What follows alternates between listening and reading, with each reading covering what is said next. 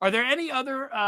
You've been profiling these people who are all just so awful on American Yeah, Food and Show. by the way, Mhm. Nina, thank you for doing that. Yes. Thank you for because it's hard. Was on a little bit of that beat back in 2016, 2017, looking at just the oh my God, there's Nazis, right?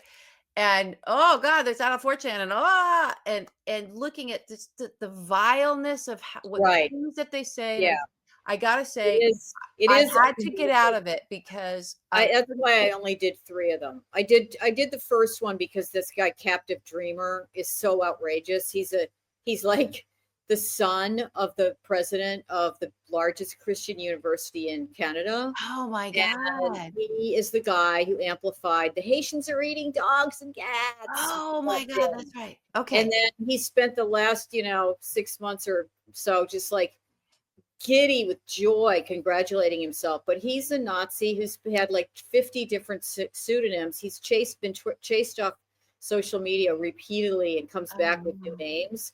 And Mark Andreessen follows him. oh God. Vance obviously follows him, right? Because that's how they got. And people in administration are following him.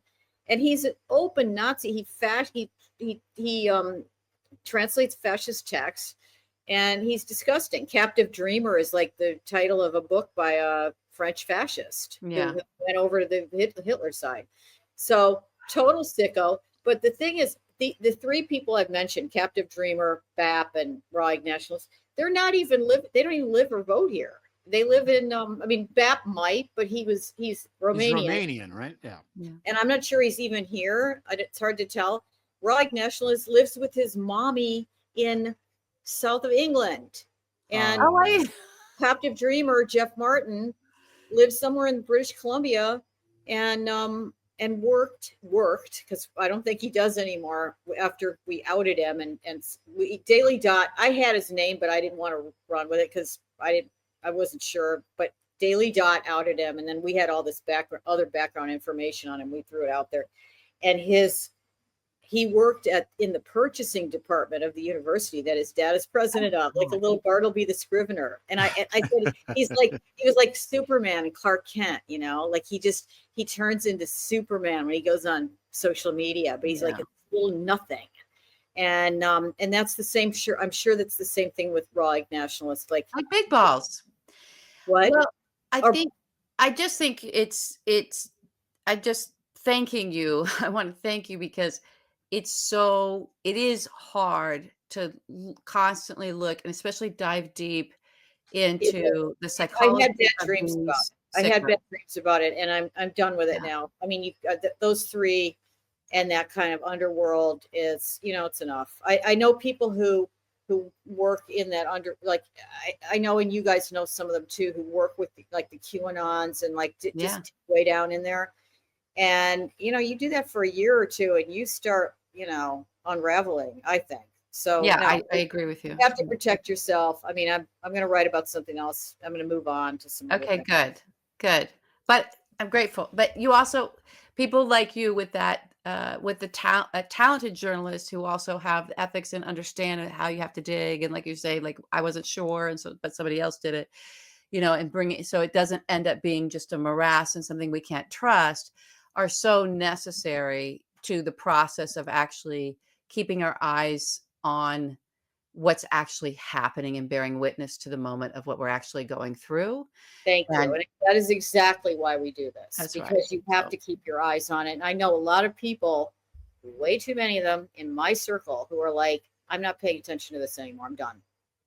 mm, Now at man. the time when it's I think most critical too, Oh, because man, that was like a Elon Musk is pretty Okay. Nazi-ish. He's pretty Nazi-ish, and he is in charge of the entire federal government. So He is. I mean, like, let's just talk yeah. about that for once. I'm sure you've yeah, gone yeah. through it, but Yeah, yeah, no, go, No, go go. ahead.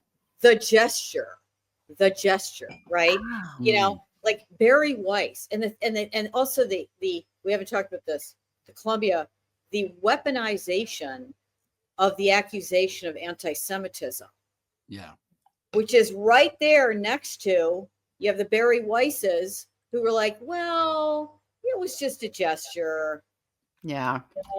I mean, it's incredible how the ADL and Barry Weiss are like, well, it's just a gesture. Like, I don't know. And like, no, man, like they're Nazis. Like, Yeah. but they're using anti-Semitism as a cudgel.